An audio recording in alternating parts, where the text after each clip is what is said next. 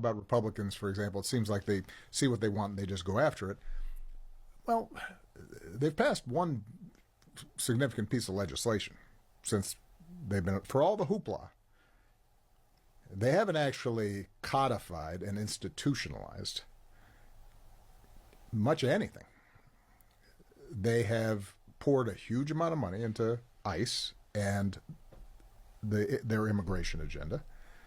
And they've cut taxes for really wealthy people. And now they're trying to unravel a bunch of rules and norms and laws that are already in place. That's an easier job. So I say that because we should accept the responsibility and the challenge that our job's going to be a little bit harder.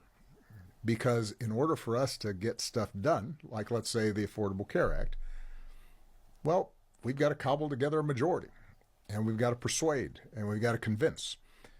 And so I do think that there's been some unwillingness on the part of Democrats in the past to break down some of the institutional barriers for us getting stuff done, just because, well, it's always been done that way. And I'll give you an example that frustrated the heck out of me when I was president, which was the filibuster in the Senate.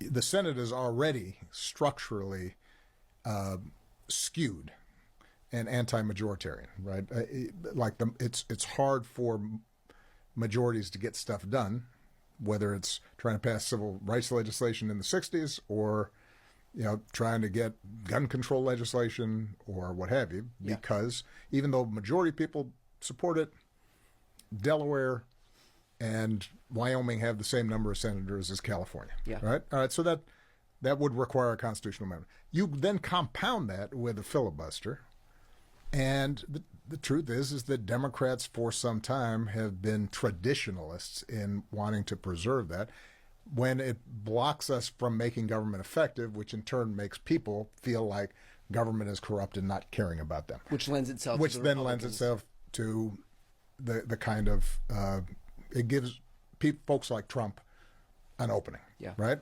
So redistricting is another good example of where I strongly believe we should not be having politicians draw lines that determine who's voting for them. We should have voters decide who their politicians are.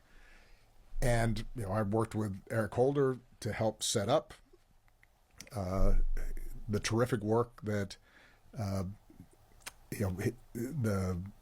NDRC has been doing to try to make sure that we have fair